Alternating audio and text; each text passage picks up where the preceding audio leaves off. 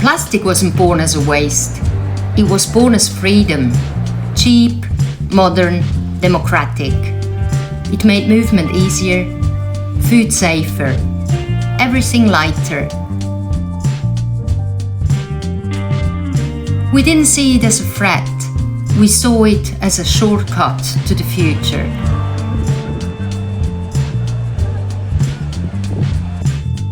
It arrived as a promise, the modern answer to fragility, and for a while it worked.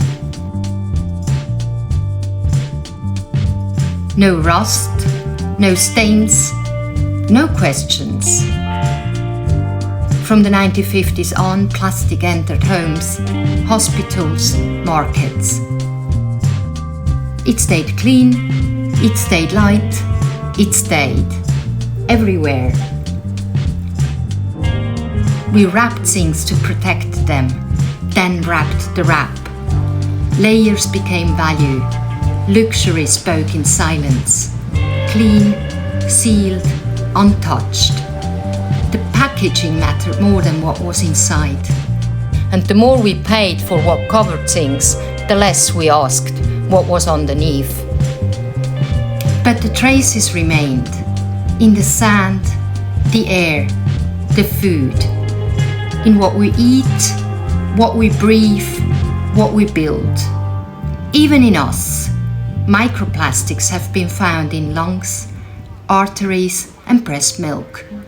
Their presence is linked to inflammation, hormonal disruption, and long-term health risks we are only beginning to understand.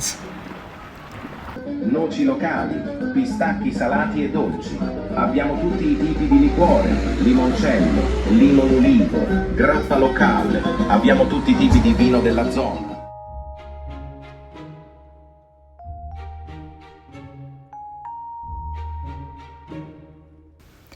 For decades we treated plastic as invisible. We used it without end, without memory. But the numbers don't forget. Only 9% of all plastic ever produced is truly recycled. The rest circulates through ecosystems, through economies, through bodies.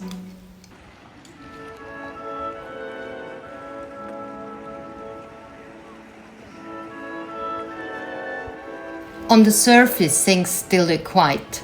Blue water, light wind, familiar rituals. But every season brings more. More people, more packaging, more habits that stay behind, even when we leave. Italy knows this well. With over 7,500 kilometers of coastline and 5 seas, the country has seen tourism grow steadily along fragile edges. Convenience became infrastructure, bottles, wrappers, miniature everything. Things designed to serve once and disappear. But the sea doesn't forget.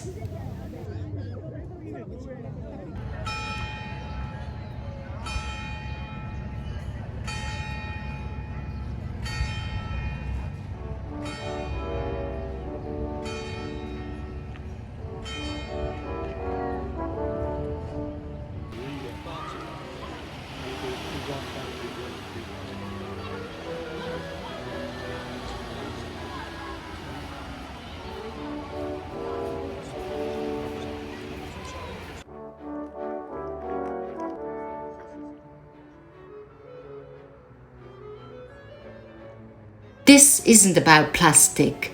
It's about a system that made waste invisible and let us believe that not seeing it was the same as solving it. For years we told ourselves we were fixing it. We called it a second life, a loop, a cycle, a system.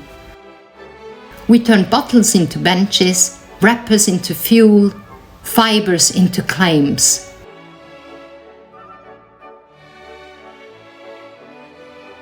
We pointed to arrows, logos, symbols, and we said, "See, it's working."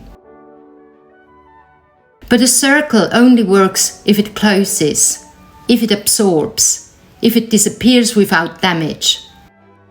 If it doesn't, it isn't a circle, it's a detour, a delay. Recycling isn't a solution, it's a gesture. A pause between production and disposal, a softer kind of forgetting.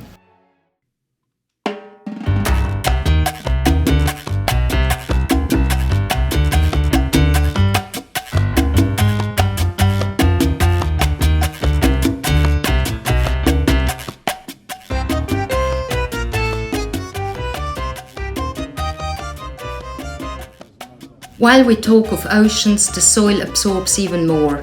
13 million tons of plastic settle into land every year. Invisible, irreversible, and mostly ignored. Meanwhile, the system keeps expanding. In 2025 alone, the world is expected to consume over 500 million tons of plastic, much of it still designed to be used once and forgotten forever. We praised what returned, but didn't ask what it returned as. We talked about reuse, but not about risk. A road built from plastic may resist heat, but what does it release under pressure? A tray made from recycled packaging looks cleaner, but how long does it last? We said we wanted a circular economy, but often we just wanted the same objects wrapped in the language of change. Green on the outside, unchanged inside.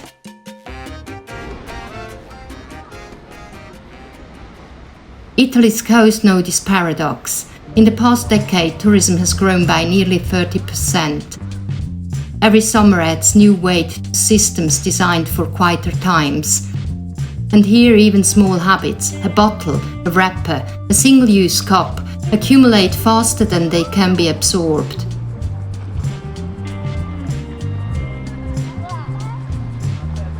What builds up is not just volume, it's pressure on infrastructure, on landscapes, on futures. The problem isn't just how much we use, it's the belief that we can keep using as long as we rewrite the narrative. But there are other ways. Designers who ask not only how a product works, but how it ends. Materials meant to return to the earth, not to outlast it.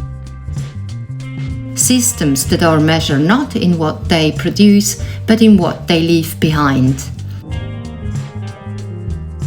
Not everything must last, but everything must end well.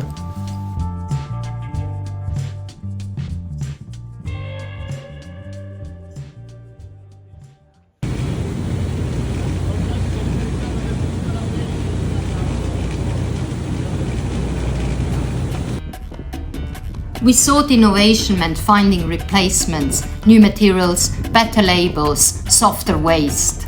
But replacing is not the same as rethinking, and change, real change, does not begin with objects. It begins with systems.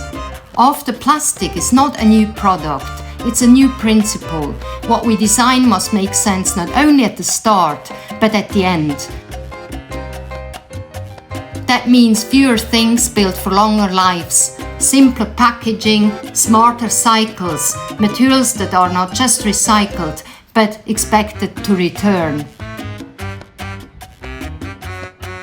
This shift is not theoretical, it's already happening in cities that ban what can't be reused, in companies that measure not what they produce, but what they prevent, in communities that treat design as responsibility, not appearance.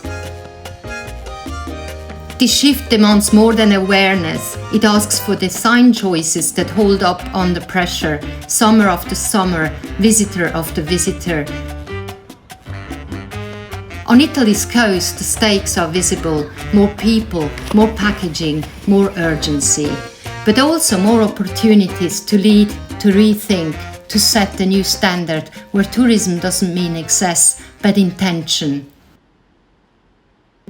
This is where change can be real, where hospitality is not about adding more, but about choosing better. Where businesses innovate not to look sustainable, but to be accountable. Where the systems behind the scenes matter as much as the view. Ending plastic pollution isn't about doing without, it's about doing better. designing experiences, services and products that are not just beautiful but necessary, fair and built to disappear the right way. We don't need more things, we need better systems, and every choice from how we wrap to how we welcome is part of what comes next. A circular economy isn't just about replacing materials. According to the UNEP estimates, it could reduce plastic pollution in the ocean by over 80% and prevent 500 million tons of waste by 2040. That's not a small fix, it's a systemic shift from simply used to circular, from fast to thoughtful. This year, nations are negotiating a global treaty to end plastic pollution.